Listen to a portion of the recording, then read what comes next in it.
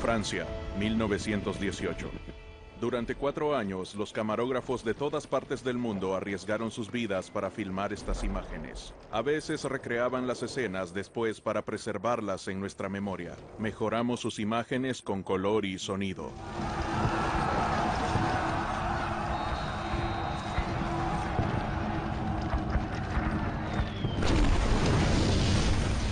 ...11 de noviembre de 1918, 11 de la mañana. Repentinamente hay silencio. Se firmó el armisticio. Las cornetas y las campanas de las iglesias anuncian el cese al fuego.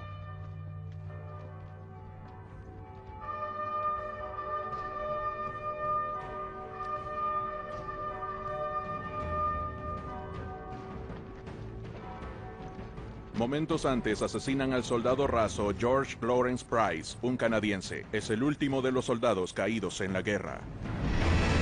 Apocalipsis. La Primera Guerra Mundial. Desde 1914 hasta 1918, casi 80 millones de personas se vieron sumergidas en la guerra.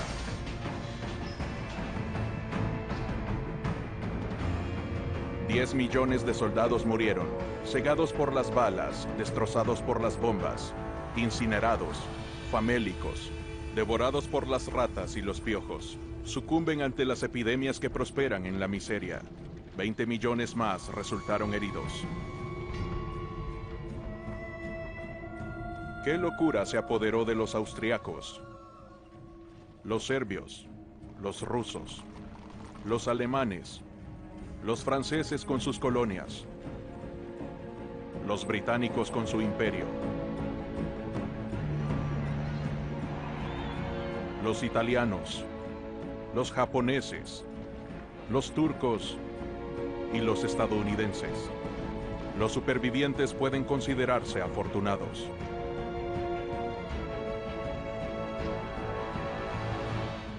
Pero perdieron su juventud.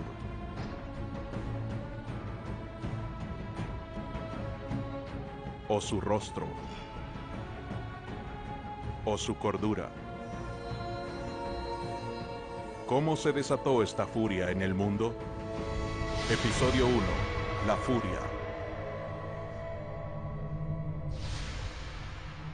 En 1914, ¿quiénes son los hombres de este período tan despreocupados y sin embargo tan cerca de la guerra?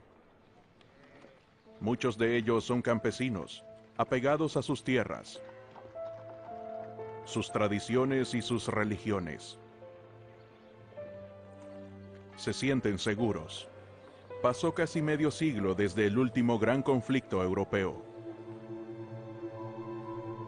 Los adinerados disfrutan del verano hermoso de 1914.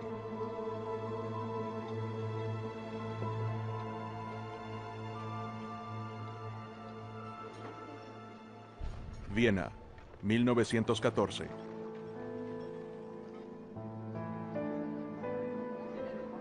El gran escritor Stefan Zweig recuerda la capital del Imperio Austrohúngaro. Los teatros, bibliotecas y museos nuevos surgían por todos lados. Había progreso por doquier. ¿Qué podría interrumpir este ascenso veloz, refrenar el impulso, que constantemente ganaba fuerzas con su propio vuelo? Reina un espíritu despreocupado y maravilloso en todo el mundo. Europa jamás fue más fuerte, más rica, más hermosa, ni tuvo mayor confianza en un futuro aún mejor.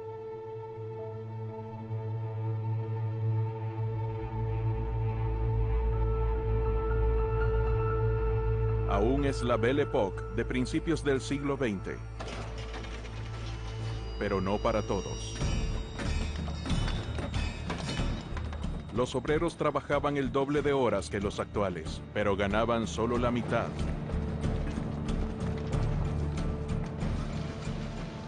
Las mujeres ganaban apenas la mitad de estos sueldos de esclavos. En teoría, los niños menores de 12 años no trabajaban en las minas.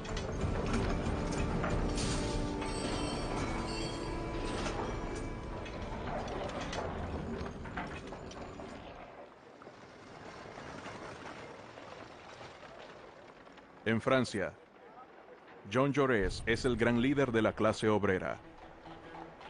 Está preocupado. Sabe que entre la élite de Europa muchos capitanes de la industria hablan abiertamente de una guerra para terminar con el movimiento de las demandas obreras.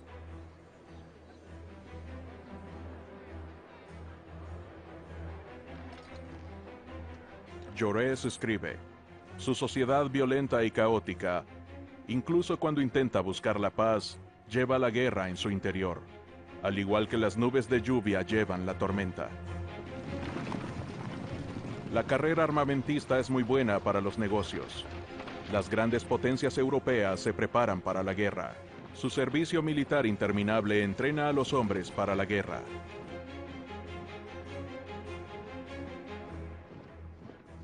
La guerra y la muerte se ciernen sobre el planeta. Durante siglos, los imperios rivales han dividido el mundo con sus espadas. Las conquistas británicas llegan tan lejos como Australia y Canadá. Las de Francia desde Indochina hasta África. Alemania también tiene colonias, pero quiere un trozo más grande del pastel. Antes de 1871, Prusia era un estado dividido. Al aplastar a Francia y anexar las provincias francesas de Alsacia y Lorena, se convirtió en el Imperio Alemán. El emperador de Alemania, Guillermo II, de 55 años, se rodea de sus líderes militares. Ordena la construcción de una armada que superará la flota inglesa.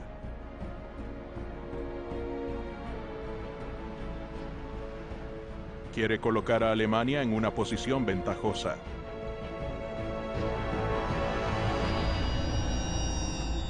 Para Guillermo II, el Reino Unido ha sido una amenaza desde que se formó la Triple Entente con Francia y Rusia. Como resultado, Alemania se siente rodeada y por lo tanto vulnerable. Su único aliado real es el Imperio Austrohúngaro, una amalgama de naciones más pequeñas que han sido gobernadas durante más de 60 años por Francisco José I, de 84 años.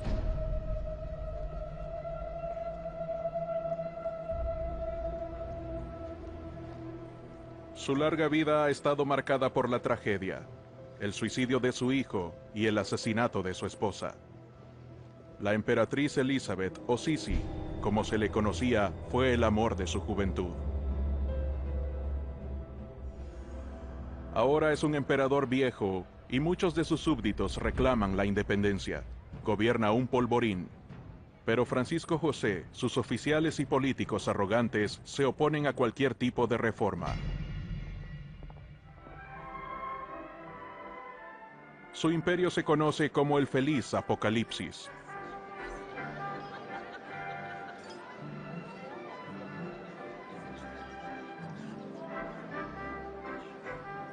Los valses y las festividades continúan sin descanso, como en la boda de Sita, la princesa hermosa con Karl, el sobrino nieto del emperador.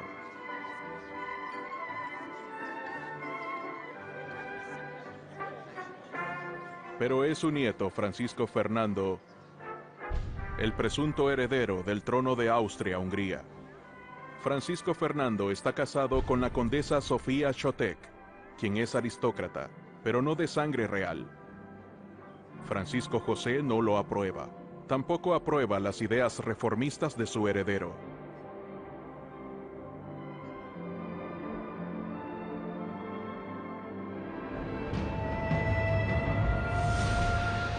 Sarajevo. El nombre resuena como un grito a través de la historia. Es en Sarajevo que el destino del mundo cambia para siempre. En Bosnia, que Austria-Hungría anexó recientemente. Pero Serbia se opuso a esta acción. Quiere expandirse al unir los pueblos eslavos de los Balcanes. 28 de junio de 1914, Sarajevo. Francisco Fernando, heredero de la corona austrohúngara, recién escapó junto a su esposa de un primer intento de asesinato. Se detienen en la alcaldía para protestar vehementemente. Estas son las últimas imágenes de la pareja. Cuando salen del edificio un poco después, los asesinan con una pistola.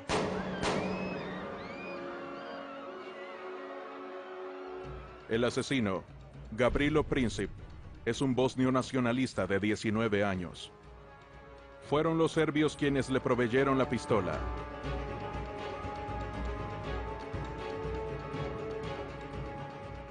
Este asesinato en Sarajevo tendrá consecuencias inimaginables, aunque al principio se reporta como una noticia menor.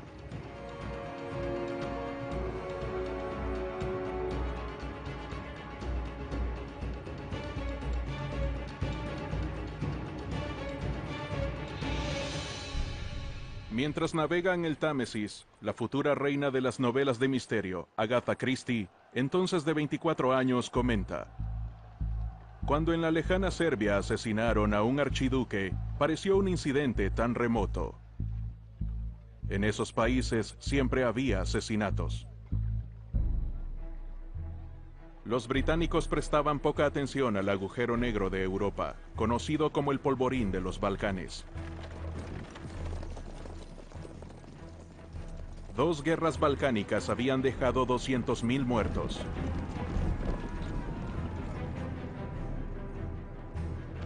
Para 1914, en Gran Bretaña, esas tragedias distantes ya se habían olvidado.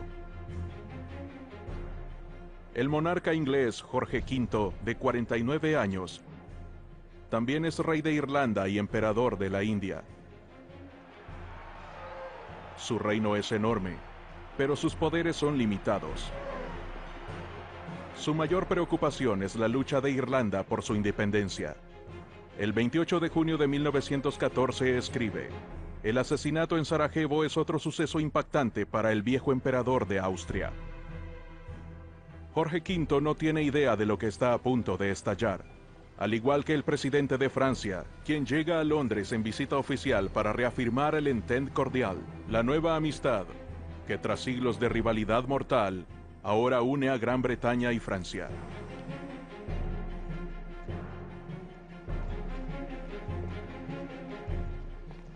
Poincaré, de 54 años, quizás sea moderado, pero viene de la región de Lorena que Alemania anexó, y toda Francia ahora sueña con reconquistar. 3 de julio de 1914, con los funerales de Francisco Fernando y de Sofía Chotek, empieza la cuenta regresiva para la guerra. Los generales austriacos han buscado una excusa para subyugar a Serbia desde hace mucho tiempo. No pueden probar la responsabilidad del país en los asesinatos de Sarajevo, pero logran convencer a su emperador. El jefe del Estado Mayor austriaco declara: debemos deshacernos de los serbios, porque muerden constantemente los tobillos del imperio, como si fueran serpientes. Pero esta posición pasaba por alto a Rusia, protectora de los eslavos. San Petersburgo, la capital del Imperio ruso, es la sede de Zar Nicolás II, de 47 años.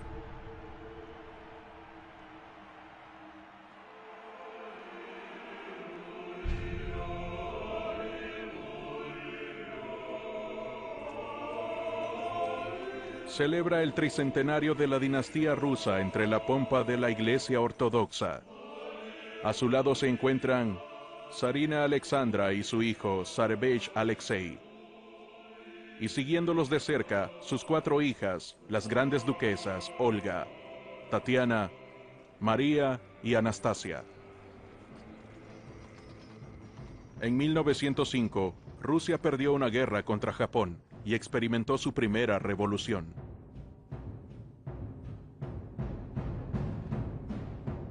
Desde entonces, la economía del país mejoró, a pesar de la carga de los altos gastos militares. A principios de julio de 1914, entre las desgracias inminentes de Europa, el zar hace un recorrido del mar Báltico a bordo de su yate.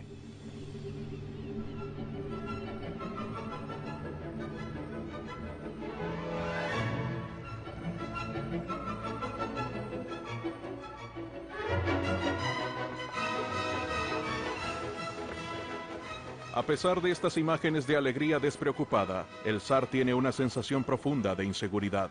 La paz está amenazada, al igual que su dinastía. Su heredero, su único varón, Zarevich Alexei, de 10 años, es hemofílico.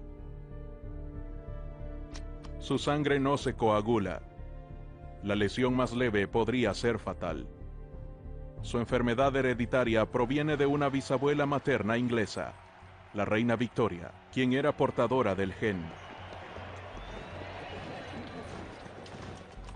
Para cuando la reina Victoria murió, sus descendientes ocupaban muchos tronos de Europa. La Europa de los reyes y emperadores es una gran familia feliz. El soberano británico Jorge V y el zar Nicolás II son primos, y podrían pasar por gemelos.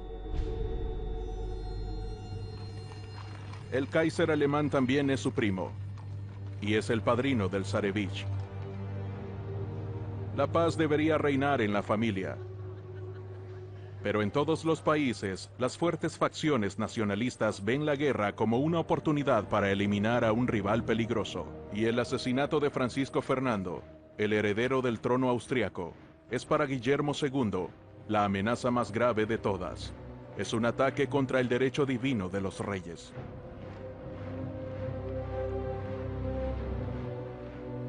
Guillermo II había casado con frecuencia con Francisco Fernando. El archiduque era parte de su mundo, y para el Kaiser, un hombre ingenuo e impulsivo. El asesinato era poco menos que un sacrilegio. Guillermo II, sus generales y el canciller alemán Theobald von Bethmann-Hollweg están de acuerdo. Alemania no debe titubear, sino que debe aprovechar la oportunidad del asesinato en Sarajevo para demostrar la voluntad de Alemania. Juntos deciden apoyar a su aliada, Austria, en su plan para invadir Serbia.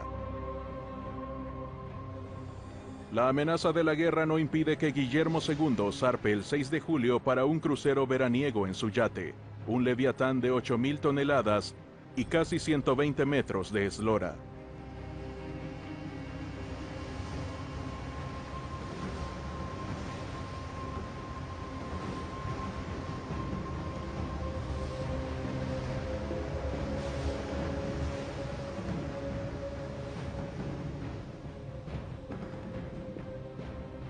Guillermo confía que el conflicto no se propagará. Dice, todo terminará en una semana. El zar no entrará en guerra porque Rusia no está preparada y su aliada Francia no tiene artillería pesada.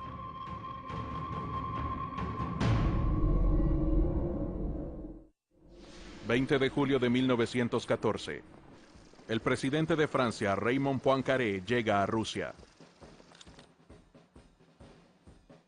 Poincaré, un republicano secular, no tiene miramientos para apoyar a un monarca absoluto y a un hombre profundamente religioso como Nicolás II. La visita se planificó hace mucho tiempo. Con la crisis, el momento es perfecto. Poincaré quiere evaluar la solidez de la alianza y la preparación del ejército ruso.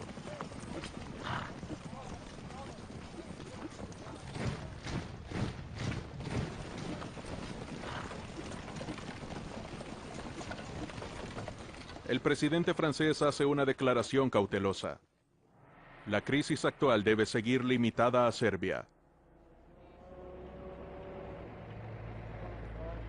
Pero mientras los líderes de Francia se preparan para regresar a París, el gobierno cancela todos los permisos para el personal militar y hace que todos los generales regresen de sus vacaciones.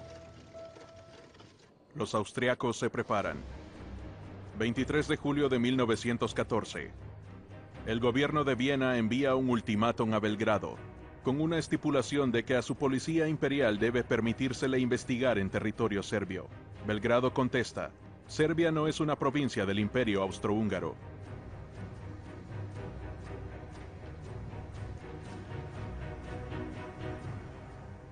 El ultimátum de Austria a Serbia significa la guerra para todo el mundo.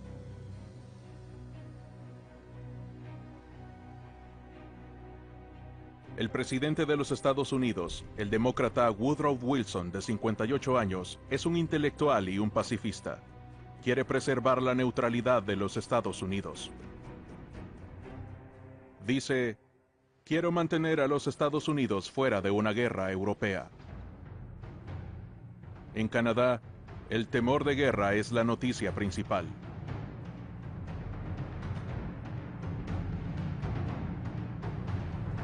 Herbert Asquith, el primer ministro británico, teme un escalamiento de dimensiones impredecibles. Dice, estamos al borde del apocalipsis.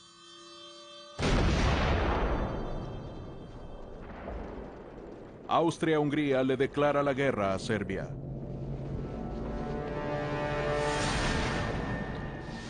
...28 de julio de 1914... los cañones Skoda de la artillería austriaca entran en acción contra Belgrado.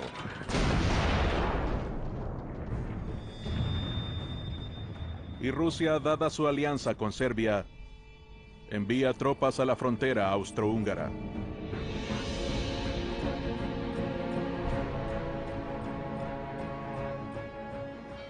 ...30 de julio de 1914... Guillermo II interrumpe su crucero. El Kaiser baja a tierra con su perro Salchicha, que lo precede donde quiera que va. Dada su alianza con Austria, le manda un ultimátum a su primo Nicolás II, en el que le ordena retirar sus tropas de la frontera austriaca. Nicolás, por el contrario, se moviliza. Le escribe a su primo y aliado Jorge V de Inglaterra. No sé lo que pueda pasar. Austria se empeña en una guerra insensata, que puede fácilmente terminar en una conflagración general. Guillermo II, al no haber recibido una respuesta a su ultimátum, vacila. Habla sobre salvar la paz, pero a su alrededor los líderes militares y los industrialistas lo exhortan a declarar la guerra y culpan a Rusia por expandir el conflicto. 1 de agosto de 1914, Alemania se moviliza y le declara la guerra a Rusia. Los jóvenes reclutas alemanes examinan el contenido de sus equipos de infantería, que incluye los indispensables pares adicionales de calcetines.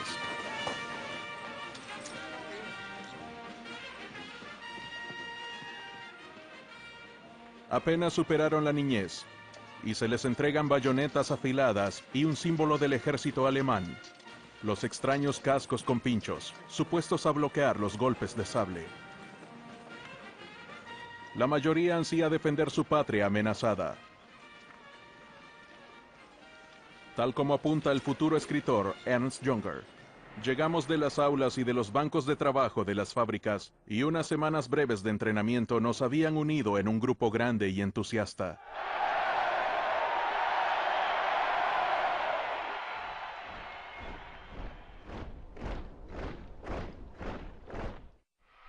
En San Petersburgo, los rusos, quienes ahora están en guerra, cantan el himno imperial que inicia con las palabras «Dios proteja al zar».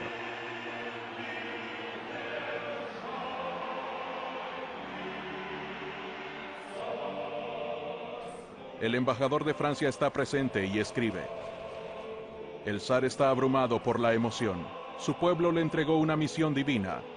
Él es el amo absoluto de los cuerpos y las almas».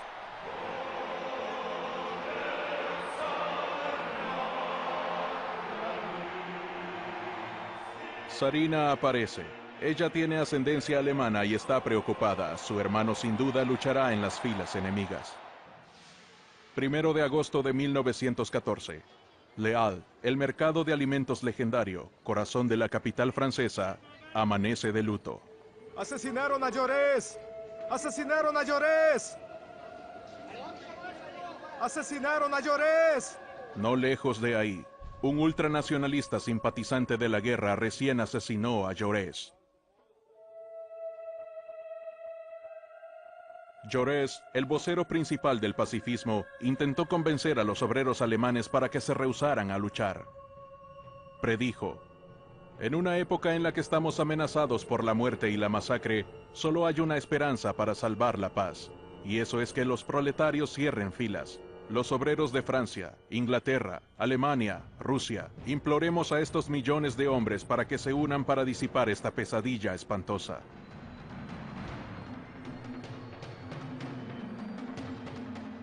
1 de agosto de 1914. La orden para la movilización general se publica a lo largo de toda Francia.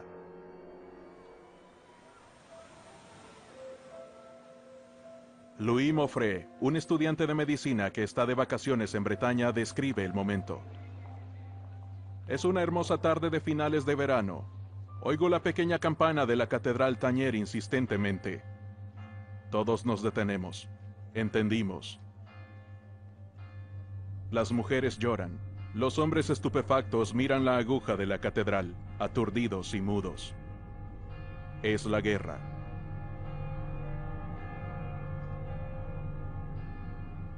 En la distancia, podemos oír las campanas de Viviers, Mondol, Carfentan y Baguer-Morvan. Es estremecedor. El 3 de agosto de 1914, París se entera de que Alemania le declaró la guerra a Francia. Entierran a Jaurès, y con él toda esperanza de paz. En Francia, Alemania y Rusia, los obreros se unen para defender a sus patrias. En Francia, Poincaré bautiza este triunfo de las fuerzas nacionalistas como la Unión Sagrada.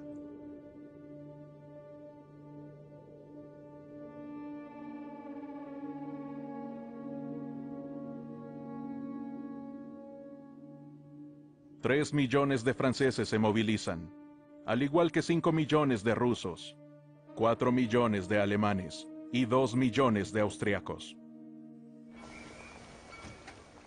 Sobre todos estos hombres reclutados, Stefan Zweig escribe: en 1914, ¿qué sabían de la guerra después de casi medio siglo de paz? Se había convertido en una leyenda heroica y romántica. Las personas la contemplaban a través de la perspectiva de sus libros de texto y de los cuadros en los museos. Ataques de una caballería brillante con uniformes relumbrantes y una marcha resonante de victorias sin víctimas. Una aventura salvaje y viril, una experiencia maravillosa y excitante. Por eso gritaban y cantaban en los trenes que los llevaban al matadero.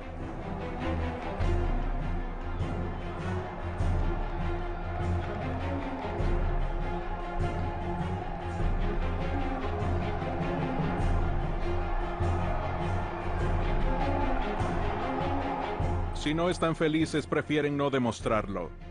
En Toulouse, un joven granjero, Henri de Perier, escribe: toda señal de tristeza se desterró. Nos pavoneamos ante nuestros compatriotas.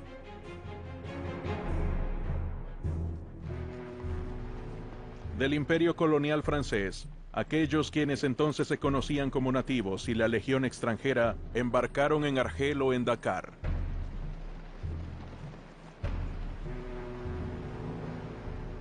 En barcos casi tan hacinados como los barcos esclavistas del pasado, resignados. Bailan ante las cámaras y navegan hacia un mundo desconocido.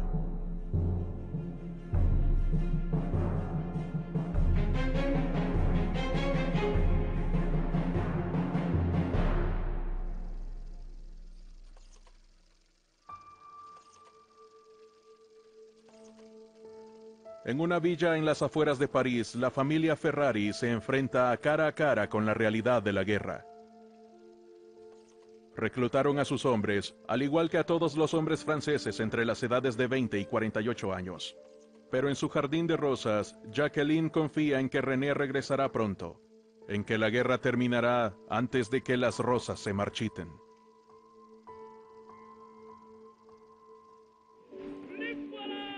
Estos granjeros, quienes salen a defender a su país, esperan regresar antes de que termine la cosecha. 3 de agosto de 1914. Los alemanes atacan. Esperan una victoria rápida y una guerra breve. Su plan, conocido como el Plan Schlieffen, en honor al general alemán que lo concibió, consiste en cruzar Luxemburgo y Bélgica antes de que los rusos ataquen desde el este y obliguen a los alemanes a luchar en dos frentes.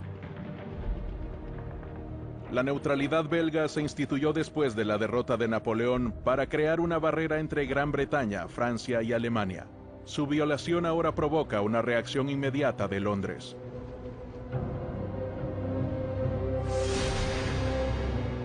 Inglaterra declara la guerra a Alemania. 4 de agosto de 1914. En Londres, el rey Jorge V dice: «Es una catástrofe terrible, pero no es nuestra culpa. Por favor, Dios, que esto termine pronto». El alto mando alemán calcula que los británicos no tendrán tiempo para llegar al continente. La campaña belga terminará muy rápidamente.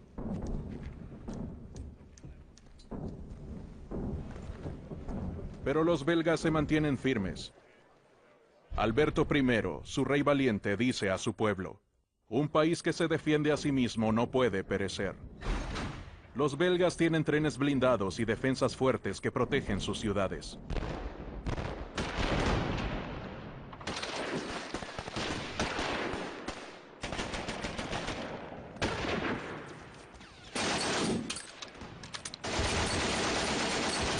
Para los alemanes es una sorpresa desagradable. Su plan de batalla se retrasa varios días. Para aplastar las fortalezas deben traer sus cañones Krupp enormes que disparan proyectiles de 1 tonelada.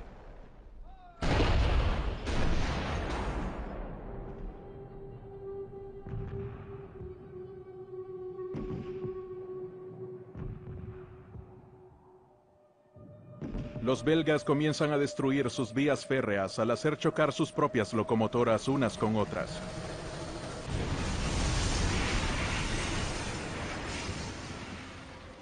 Así obligan a los alemanes a perder tiempo en reparaciones largas.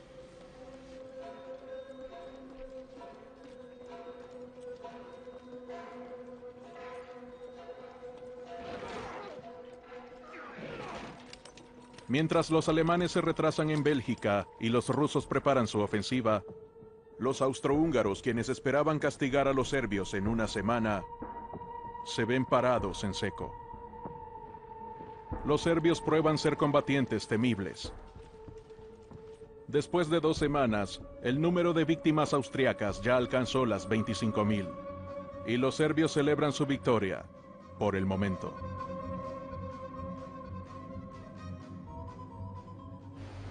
Todo esto le da al Imperio Británico tiempo para movilizarse. La armada más grande del mundo entra en acción. Al mando está un joven ministro del gabinete, Winston Churchill. Gran Bretaña no tiene un servicio militar obligatorio y necesita voluntarios. Este afiche del mariscal de campo Kitchener, el héroe de Khartoum, proclama: «Tu país te necesita». Es un grito repetido por los oficiales de reclutamiento del país.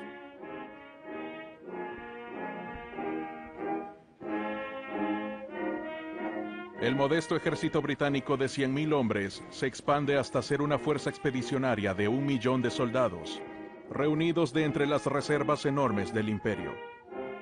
En Quebec, los reclutas besan las escrituras y dicen sus plegarias, mientras piensan en el largo viaje transoceánico que les aguarda.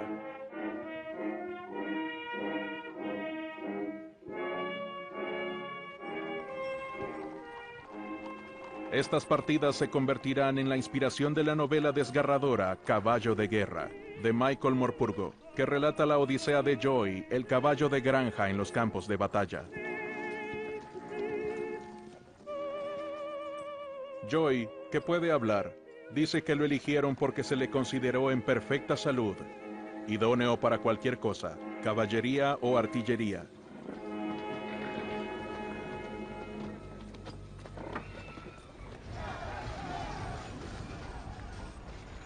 $10 millones de caballos de lugares tan lejanos como Australia y Nueva Zelanda servirán en las fuerzas imperiales británicas, donde sufrirán y morirán al igual que las tropas.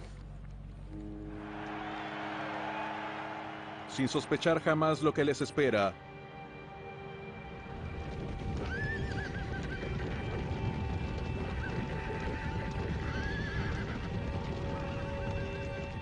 muchos de los caballos ni siquiera están domados.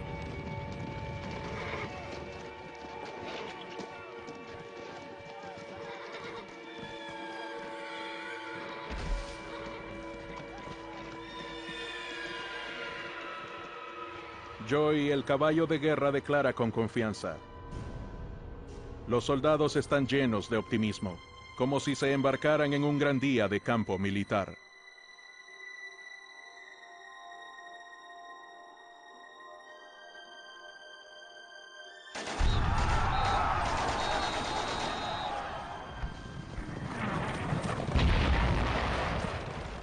Joy y sus soldados de caballería pronto descubren la realidad de la guerra. Las primeras víctimas. Los primeros prisioneros alemanes. Y los belgas, valientes hasta el fin.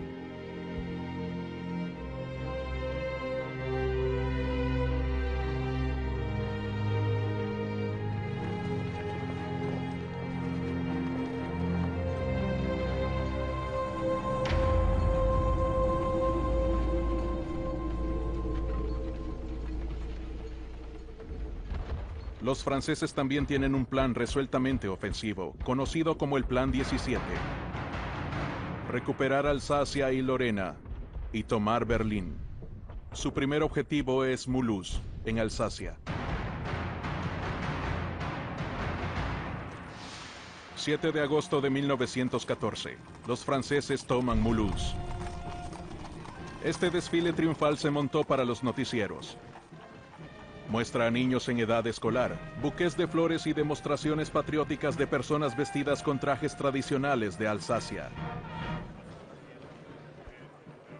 El ejército francés de agosto de 1914.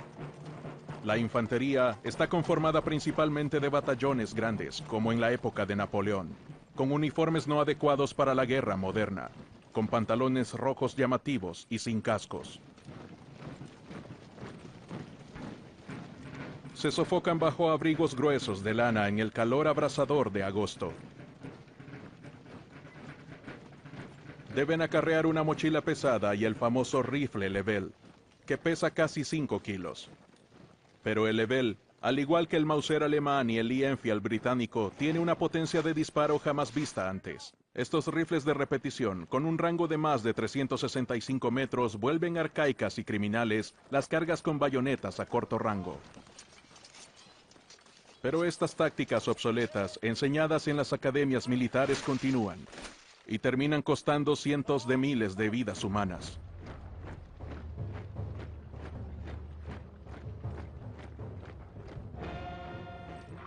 Tres días después de la filmación de estas escenas, las tropas francesas son sacadas de Mulhouse con una contraofensiva. Los alemanes después disparan sus ametralladoras en contra de los habitantes, a quienes acusan de cometer actos hostiles en contra de las tropas del Kaiser. En Bélgica, los alemanes lanzan su estrategia de represalias.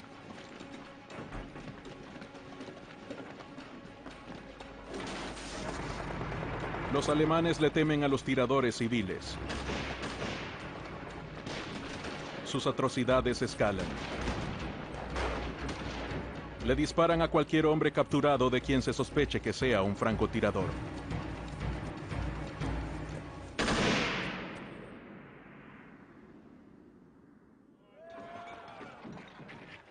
Al igual que con los soldados en todas partes, el alcohol disminuye el horror y ayuda a propagar los relatos fantásticos, incluso la del soldado de infantería alemán acuchillado por un sacerdote belga.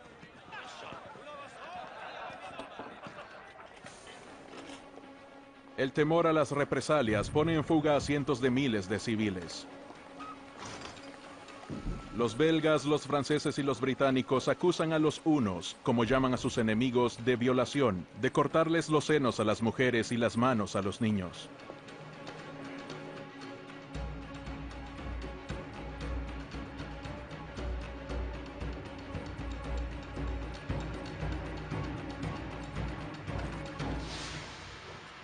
El 20 de agosto de 1914, el general von Moltke captura Bruselas.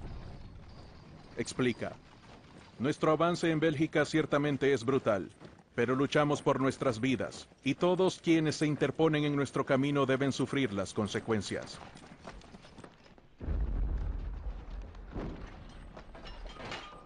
Los alemanes destruyen monumentos históricos, devastan Louvain, La ciudad conocida como la Oxford belga, queman su universidad medieval y su biblioteca irreemplazable.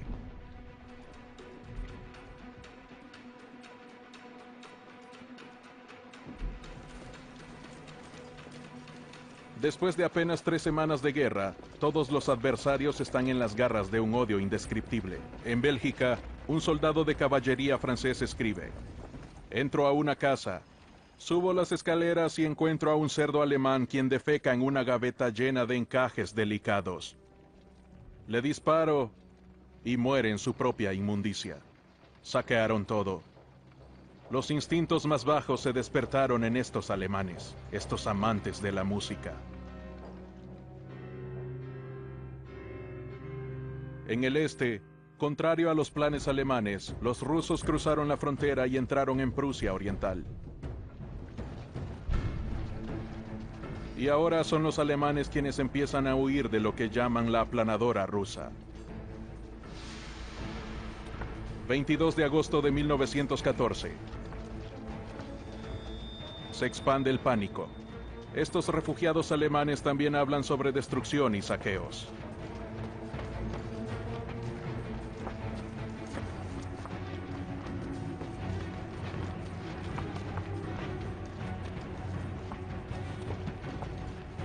Las personas tienen miedo. Reina la incertidumbre. El Kaiser Guillermo II vacila entre el desaliento y el entusiasmo marcial. Su paranoia empeora. Insiste. Inglaterra, Francia y Rusia acordaron entre ellas librar una guerra de exterminio en nuestra contra.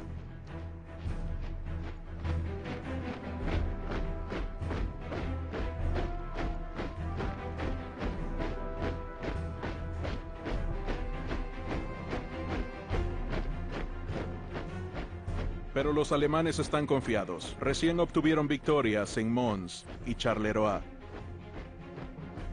Tan solo el 22 de agosto asesinaron a 27.000 soldados franceses. Es el día más mortal en toda la historia militar francesa.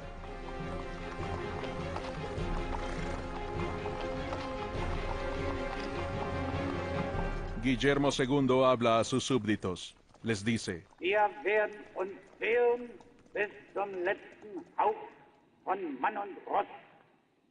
Und wir werden diesen Kampf bestehen, auch gegen eine Welt von Feinden. Noch nie war Deutschland überwunden, wenn es einig war. El ejército alemán avanza hacia París. A pesar de los retrasos, el plan Schlieffen está triunfando. El gobierno francés huyó de la capital. Los alemanes ahora están a tan solo 48 kilómetros de París. La victoria está cerca.